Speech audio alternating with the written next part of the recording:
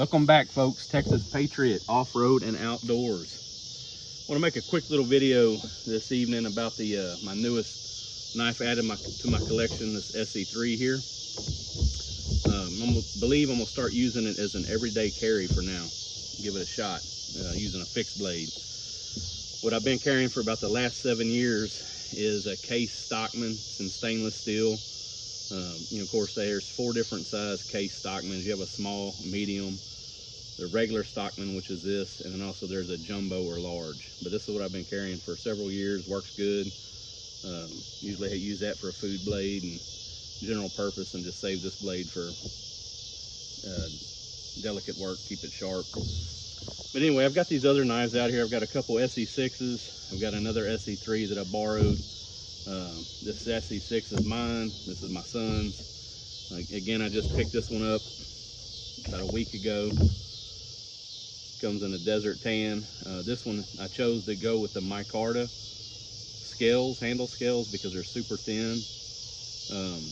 My buddy got his SE3. He had the flat scales as well, but this comes with a G10. And as you can see, they're about the same thickness. The difference is that G10 has a little bit better grip, I feel like, especially if it's wet.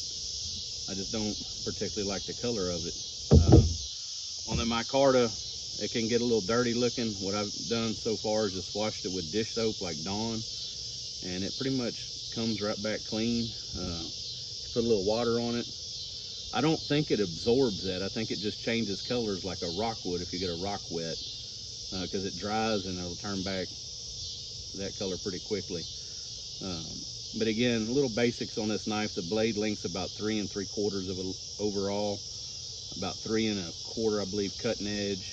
Come really sharp out the factory. The thickness overall is 125 thousandths, which is roughly an 1/8 inch. I don't know if you can see that. And like most Esees that are flat ground, the spine is the true 125 thousandths in here. But as it makes this transition to where the blade tapers, it actually starts dropping down. But it feels hefty in the hand. Of course, it's a whole lot heavier than what I've been carrying, as far as, have a whole lot more faith in this one that it won't break, unlike this Case knife. Just to show these two off, a little comparison, talking about I chose to use the flat scales on this one instead of the 3D like they have here. And this does feel better in the hand, the 3-dimensional scale. But again, for everyday carry, I chose to use this smaller knife for a reason. So why increase the size of it for carrying if you're trying to EDC and want it a little bit concealed or what have you. But the reason I brought both these 6s out is just to do a side-by-side comparison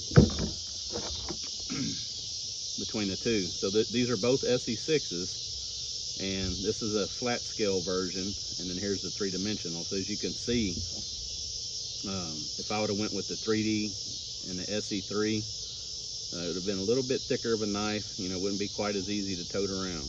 But if you were working a whole lot with it, you would want that 3D scale on there. But also give you a little comparison in the thicknesses between an SE3 and an SE6. The SE6 runs about 188 thousandths thick, which is 3/16 of an inch. But anyway, I'm gonna give it a shot, see what it's like toting it around.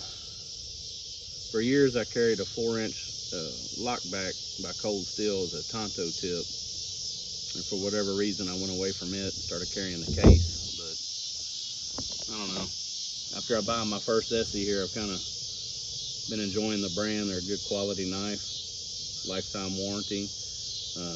1095 steel on all these out here, other than the Case. But so you got to keep an eye on it, make sure it don't rust on you.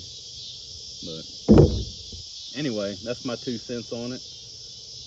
See how it carries. I've been carrying it, like I say, about a week so far. It hadn't been too bad. Still carry my pocket knife as well, though. But anyway, thank y'all for watching.